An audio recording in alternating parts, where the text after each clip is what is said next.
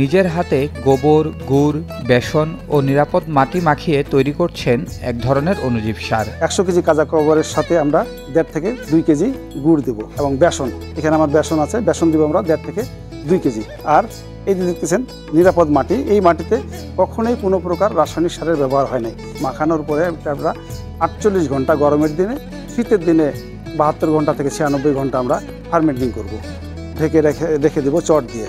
রাখার পরে এটা একটু উলট পালট করে দিলে আমরা যদি জমিতে ব্যবহার করতে চাই তখন ব্যবহার করতে পারবো, আর যদি সংরক্ষণ করতে চাই তাহলে আপনাদেরকে শুকাই নিতে হবে। ফসলের জন্য বেশ উপকারী এই সার বানিয়ে এলাকায় সাড়া ফেলেছেন ঠাকুরগাঁওয়ের কৃষক আজহারুল ইসলাম।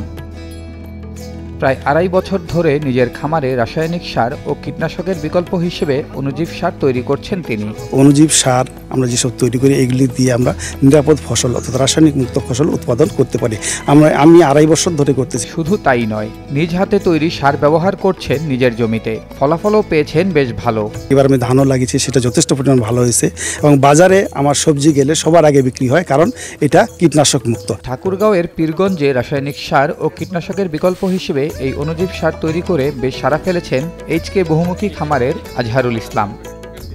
অন্যান্য রাসায়নিক সারের তুলনায় এই অণুজীব সার ফলজ গাছে ব্যবহার বেশ কার্যকর ও নিরাপদ বলেও জানান তিনি। আমরা যে অণুজীব সার তৈরি করি, আমরা যে 10 পাতার রস প্রয়োগ করি, সেগুলি প্রয়োগ করে সেই সার ব্যবহার করি কিন্তু এখানে আমাদের চাষ ব্যবস্থা চলতেছে। এদিকে আজহারুল ইসলামের উৎপাদিত অণুজীব সার ব্যবহার করে উপকৃত হচ্ছেন স্থানীয় কৃষকরাও। মানে স্বল্প পরিমাণে ফসলের মাঠে কিংবা আমার জমিনে যদি আমি প্রয়োগ করি তাহলে দেখা যায় যে পোকার আক্রমণ অনেকাংশে কমে যায় এবং খরচও খুব কম। এটার দামও যেমন কম, এটি ব্যবহারের সুবিধা অনেক। এতে আমার নিরাপদ আমি একটা ফসল পাচ্ছি। আজহারুল ইসলামের শাকসবজি, ধান, মাল্টা ও পেঁপে সহ বিভিন্ন ফসলের ক্ষেত পরিদর্শন করেছেন জেলা কৃষি সম্প্রসারণ অধিদপ্তরের উপপরিচালক সিরাজুল ইসলাম। সেই সাথে এই বিষয়ে আজহারুল ইসলামকে সকল ধরনের কারিগরি সহায়তা ও পরামর্শ দিয়ে যাচ্ছেন বলে জানান তিনি।